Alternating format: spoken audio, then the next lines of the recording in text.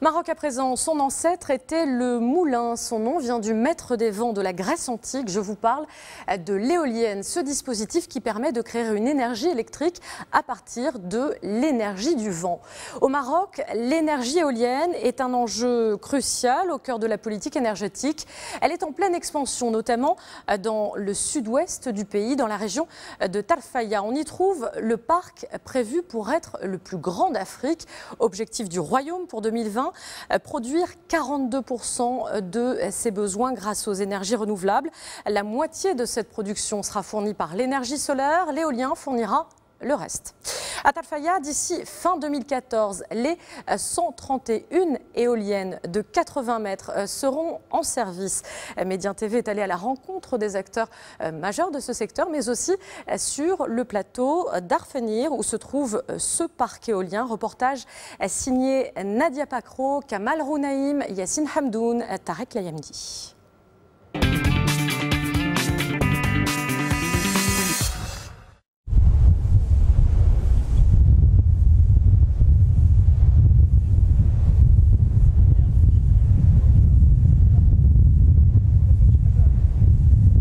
Ici à côté, vous voyez une éolienne Alstom Eco 74. C'est une éolienne de 80 mètres de haut avec des pales de 74 mètres de diamètre. Donc le fonctionnement d'une éolienne est simple. On a du vent, c'est cette énergie qui est portée par le vent. Elle va être transformée par les pales et une génératrice en de l'énergie électrique. Puis cette énergie électrique va être évacuée, va être transformée puis en moyenne tension par un transformateur qui se situe au milieu de l'éolienne à 40 mètres. Puis après ça va être évacué d'abord en souterrain, puis en aérien jusqu'au poste de transformation électrique qui va nous raccorder directement à la ligne de l'ONE qui relie Tantan à Laayoune pour que nous puissions évacuer l'énergie produite par chacune de ces éoliennes à travers le réseau national. À 20 km du village d'Arfenir, en plein cœur du sud marocain, une forêt d'éoliennes.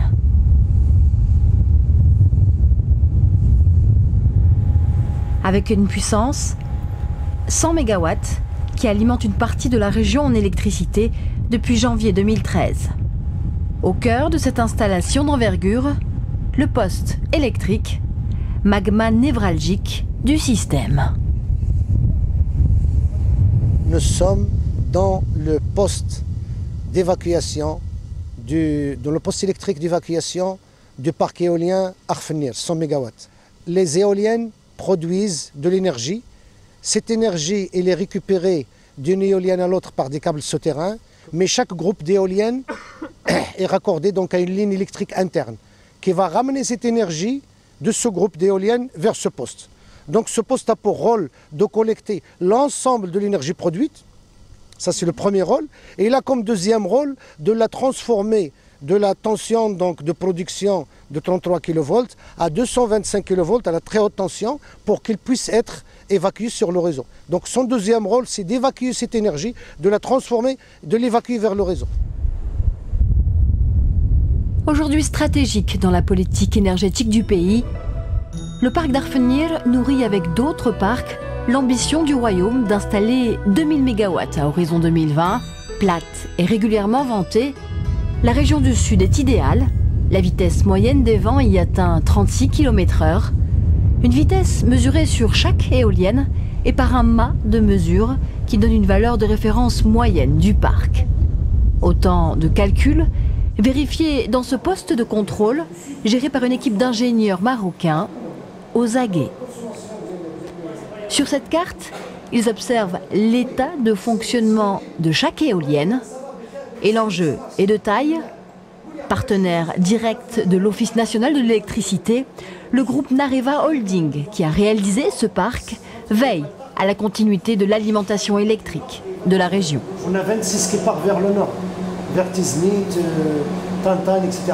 Et vous avez 23 qui passent vers l'autre côté. Donc aujourd'hui, on est aux alentours de 50 MW. Mais avant d'en arriver là, il a fallu préparer le site, transporter les éoliennes débarquées d'Espagne au port de Laayoune et les acheminer une à une par convois spéciaux. Viennent ensuite les étapes de génie civil et de l'installation électrique.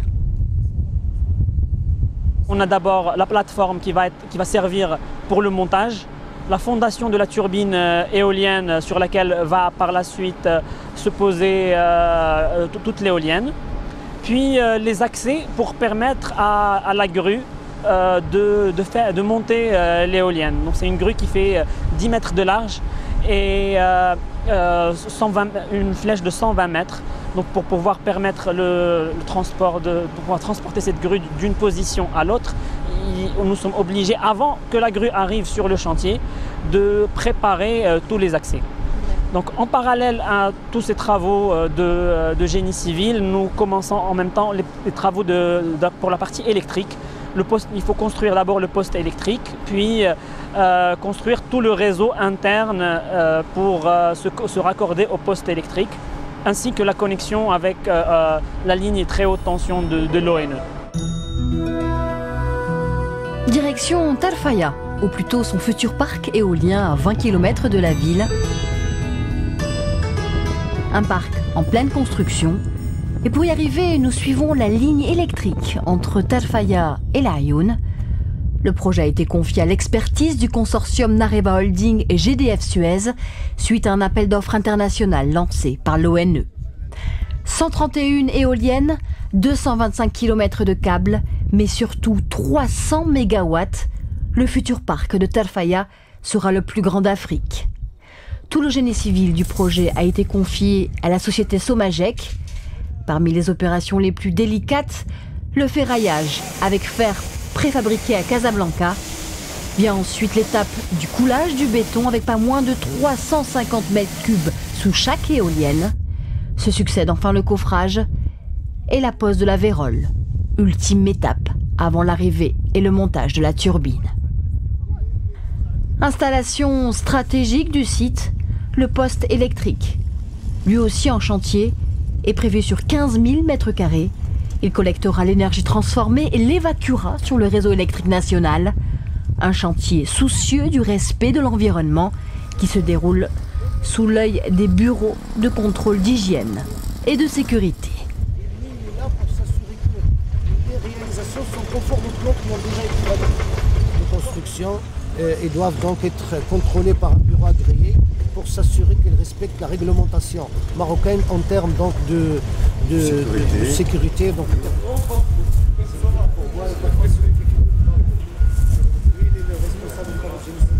c'est un grand parc, c'est le premier grand parc de l'Afrique. L'ensemble de l'énergie produite, elle est injectée directement sur le réseau.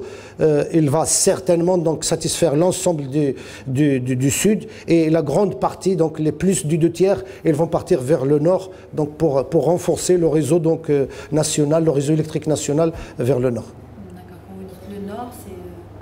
Quand je dis le nord, c'est-à-dire à partir de Tantan, Tiznit, Gadir, Marrakech, donc ça va partir, donc, parce que là, 300 MW, c'est quand même, ça ne va pas être consommé par tout le sud. Les besoins du sud, aujourd'hui, ils tournent aux alentours de 80 MW, grand maximum. Alors que là, on va produire, quand il y a du vent, on va produire jusqu'à 300 MW. Donc on sera en permanence, on va satisfaire en permanence le sud et on sera en permanence en train donc de donner l'excédent donc vers le nord. Il a fallu 4 ans d'études de faisabilité, 5 milliards de dirhams pour que ce site en cours d'élaboration voie le jour. Autre site de la région, celui de Foumeloued, à 9 km au sud de l'Ayoun, avec 50 MW et 22 éoliennes. Il est lui directement raccordé au réseau interne du site de l'OCP, un site réalisé par Nareva Holding. Aujourd'hui, nous sommes une équipe formée d'une trentaine de cadres marocains, ingénieurs, financiers, juristes, et nous nous sommes appropriés cette expertise, ce savoir-faire, pour développer des projets énergétiques, et notamment dans le domaine du renouvelable.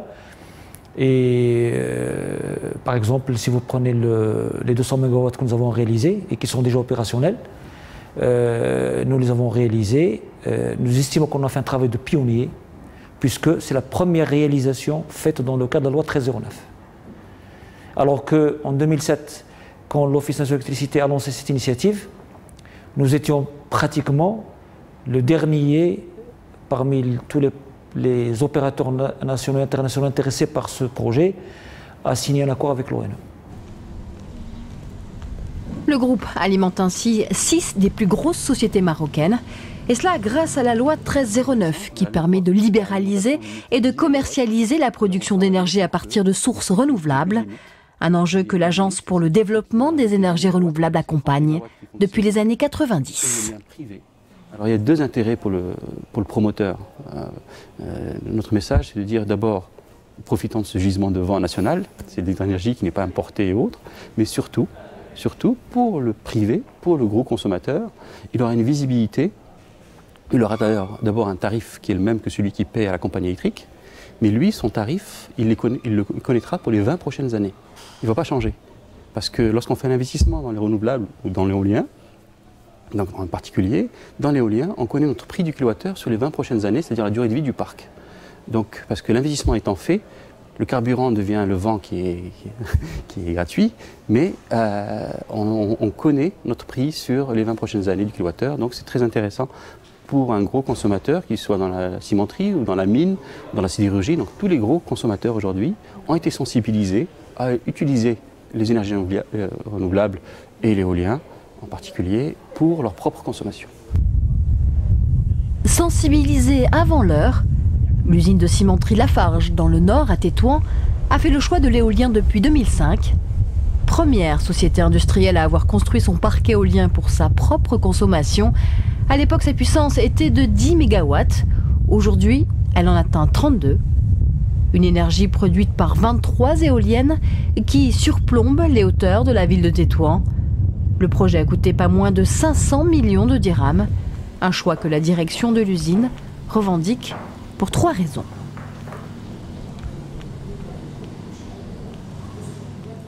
La première, c'est que le site il est certifié ISO 14001 et une des priorités du groupe Lafarge, c'est la préservation de l'environnement et la préservation des ressources naturelles. Donc il y a ce souci environnemental qui est la première raison de ce choix.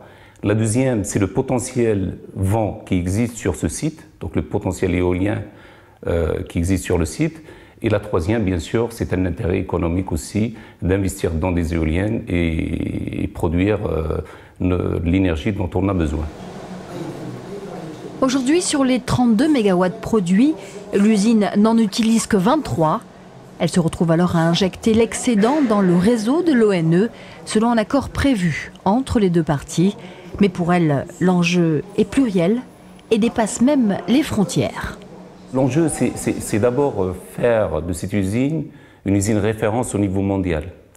Parce que c'est la première usine de ciment où nous avons produit du ciment grâce aux éoliennes. Donc c'est une référence mondiale. Deuxièmement, il y a une ambition forte du groupe Lafarge à l'horizon 2020 pour réduire le CO2 produit dans nos usines de 33% comparativement à 1999. Et je crois qu'un tel projet rentre clairement dans cette ambition et satisfait clairement cette ambition, qui est la réduction des émissions CO2. Réduction des émissions de CO2, réduction de la facture d'électricité, sécurité énergétique du Maroc, mais aussi création d'emplois. Les impacts du choix de l'énergie éolienne sur le quotidien des citoyens marocains semblent nombreux. Est-il pour autant clairement inscrit dans les consciences? Vous avez beau avoir des lampes chez vous, si vous laissez allumer et que vous n'êtes pas là, ou que vous climatisez alors que vous n'êtes pas là, eh bien ça, c'est du gaspillage. Donc, en parallèle à ce juste prix de l'énergie, il faut qu'il y ait l'efficacité énergétique, ne plus le gaspiller. Et là, avec ça, on peut garantir aux citoyens marocains une facture énergétique stable sur 20 ans. Mais ça nécessite tout cela. Donc, et il ne faut pas se leurrer. Avec les énergies classiques, on en a encore besoin pour le transport, pour autre, parce qu'il y a des technologies qui, autant dans l'électricité, ça a évolué, autant dans les autres technologies, il y a encore beaucoup de choses à faire et on va être très dépendant des énergies fossiles encore pour longtemps. Mais attention, ces prix vont être de plus en plus chers Parce que le carburant, il vient du pétrole. Le pétrole, on sait combien il en reste sur la planète. On sait qu'il y a de plus en plus de demandes. Et que même s'il y a une crise aujourd'hui et que les prix sont un peu resserrés, mais on est toujours à des barils de plus de $100. Donc il ne faut pas se leurrer, ça ne va pas rebaisser. Donc il faut rester vigilant et surtout préparer l'avenir avec ce type d'énergie renouvelable. Voilà. L'avenir et les énergies renouvelables, certains consommateurs ont, semble-t-il, déjà intégré l'évidence et senti le vent tourner en leur faveur.